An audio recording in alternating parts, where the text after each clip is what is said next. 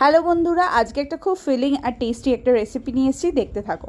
ইনগ্রিডিয়েন্টসে আছে ফোড়নে জিরে আর হিং, এখানে আদা, কাঁচা লঙ্কা, শুকনো লঙ্কা আর গোলমরিচ থেতো করা আছে, আর এখানে আছে কিছুটা কালো ছোলা ভিজিয়ে রেখে ক্রাশ করা, নুন, হলুদ, ধনে জিরে, লাল লঙ্কা গুঁড়ো, আমচুর পাউডার, নুন, চিনি আর অবশ্যই কালো চানাটাকে সিদ্ধ করে রাখা হয়েছে।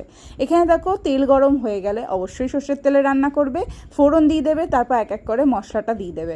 আদাটা ভাজা হয়ে যাওয়ার পর এখানে এই যে ক্রাশ করা ছোলাটা ছিল সেটা অ্যাড করে দেবে, মশলাটা একটুখানি জলে গুলে তারপর ওটা দিয়ে দেবে।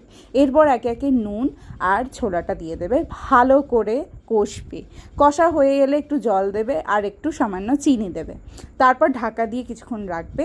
তারপর নামানোর আগে টমেটো কুচি, আমচুর পাউডার, ধনে পাতা কুচি আর এখানে আমরা আটার লেচি করে রেখেছিলাম সেটা কেটে কেটে কটা পিস দিয়ে দিয়েছিলাম টেক্সচারের জন্য।